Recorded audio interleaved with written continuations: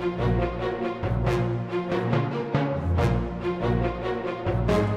Serpent in the Sword is the title of a paper published by Lee A. Jones discussing pattern welding in early medieval swords. This video shows how to create such a pattern welded sword, including a visual serpent, starting just from small pieces of steel. Pattern welded swords are created by composing rods for visual effect. Each rod contains multiple layers of differently contrasting steel. In the example here, I'm using carbon steel with edges dark, together with a nickel steel which edges more brightly. Each rod is forged from an 11-layer billet with 6 layers of 1095 and 5 layers of 15 and 20. Here you can see how I assemble them before welding them together in the forge fire. While I'm using modern steel and modern tools in this video, the process is still very similar to the work of smiths 1,000 years ago.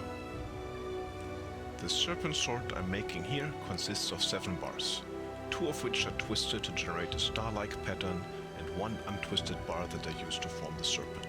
The result is going to look similar to the following picture. However, it will take many days to get to there. I will outline most of the required steps in the following few minutes. After the billets have been prepared, they are heated in the forge to a very high temperature and then forge welded into a single piece of steel. Forge welding requires that the contacting surfaces are clean and not oxidized. To achieve this, I apply borax as a flux, which will dissolve any scale and keep the oxygen from the surfaces that need to be welded together.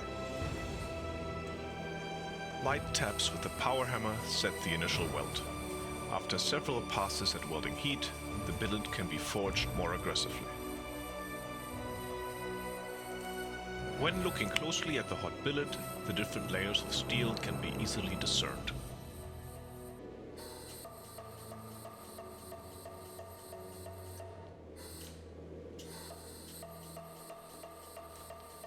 During the whole process, it's important to keep the scale from building up, so I frequently use the wire brush for removing scale and apply small amounts of borax for fluxing. The next step is drawing out the billets into long rods that can then be twisted or used as straight laminate. When assembling the sword from these rods, I want the rods to be almost at the length of the sword blade I'm aiming for. That is, once the bars have been assembled into the complete sword billet, I try to avoid any additional drawing out of the steel to not distort the pattern. This seems to be similar to how Anglo-Saxon or Viking-age swordsmiths assembled their swords based on historical finds. As a first step, I draw out the billets to 3/4 inch square rods. This takes a fair amount of time, even using a power hammer. Back then, this work would likely require several strong helpers with sledgehammers. Once I reach the desired initial dimensions, that is 3/4 inch square, I further draw out the bars to 1/2 inch square before cutting them in half, since more drawing out needs to be done.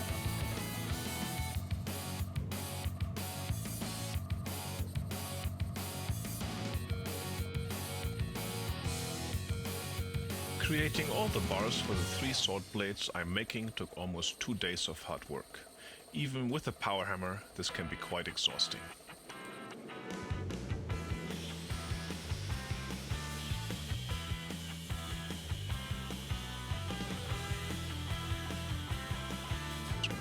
As a final step, I draw the bars out to 3/8 inch square, which is the size I use for all the bars going into the sword.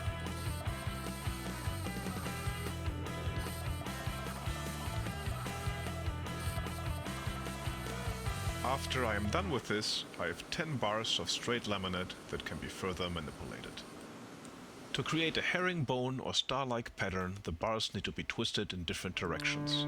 I'm trying to make the twist as tight as possible, and this is made much easier by a jig that can be operated by one person with an oxy-acetylene torch for heating up small sections of the bar.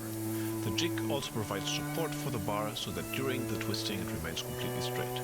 This is an enormous time saver since heating up the bars in the forge is more stressful and complicated. The serpent core of the sword is created by forge welding 2 bars of mild steel on the outside together with 1 bar of straight laminate on the inside. Since the process I'm using for creating the Serpent increases the length of the core significantly, I start with 18-inch long bars. The 3 bars are then carefully forge welded together. The welds need to hold really well, since the next step can easily tear the welds apart if they are not solid. The Serpent is created by cutting small notches out from the mild steel bars in an alternating pattern. It is not clear if this is a process that would have been used historically, since it ends up wasting a lot of steel that back then was very expensive and time-consuming to create. Nonetheless, I like the visual appearance of the Serpent created this way.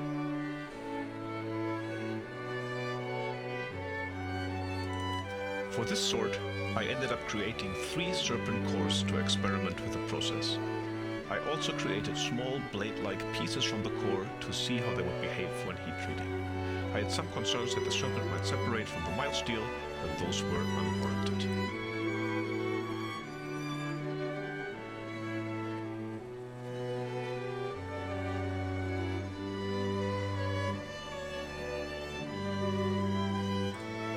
Once the core has been prepared by cutting the notches on the bend saw, it is forged into a straight bar under welding heats.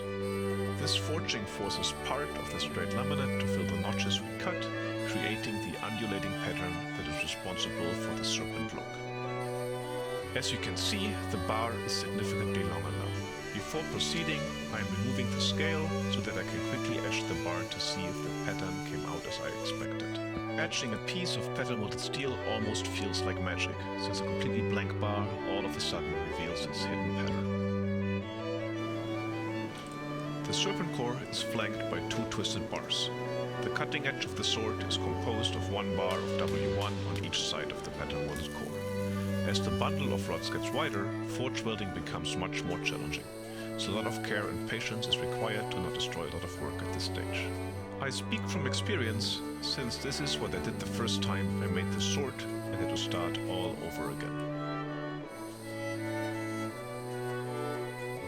Again, the weld is set by light taps with the power hammer.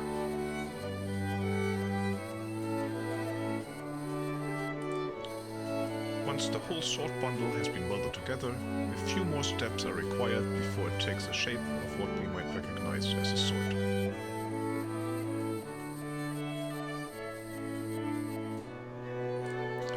Here is a quick view of how the bundle looks after forge welding. Although I mentioned earlier that I do not want to draw out the sword anymore after it has been forge welded, a little bit of drawing out is required here to get the desired length. We are just talking about a couple inches. To create the tongue, I mark off 2 inches and use a blacksmithing helper to forge a transition.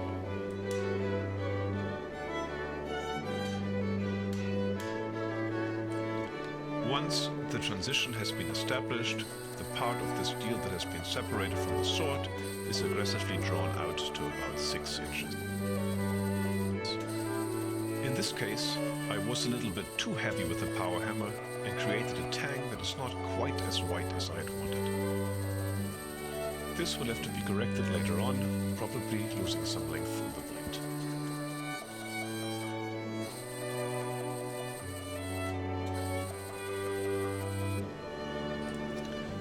The final step requiring forge welding is to conduct a fish mouth weld that establishes the tip of the sword. This weld will cause the pattern-welded core to run into a single point and cause the edge billet to be exposed along the whole circumference of the sword blade.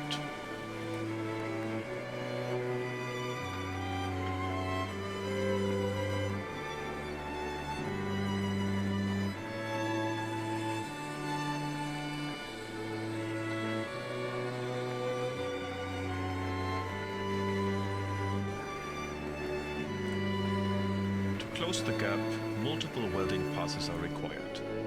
In this case, the forge welding is easier to do with the handheld hammer. This pass can also be used to slightly taper the blade towards the tip.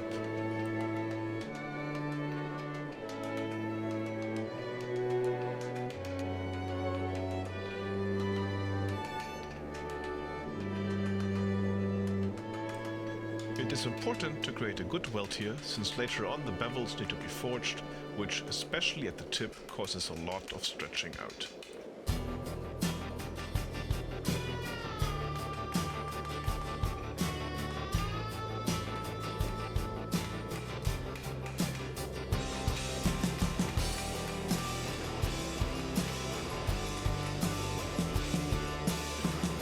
Once the tip has been established, the only forging step remaining is to establish the baffles, which I will show in a later video. So far, from the very start, I've spent about 7 days of work to create the sword. While many critical steps have been successfully completed, there are still plenty of opportunities for failure, which may cause complete destruction of the sword. More about that next time.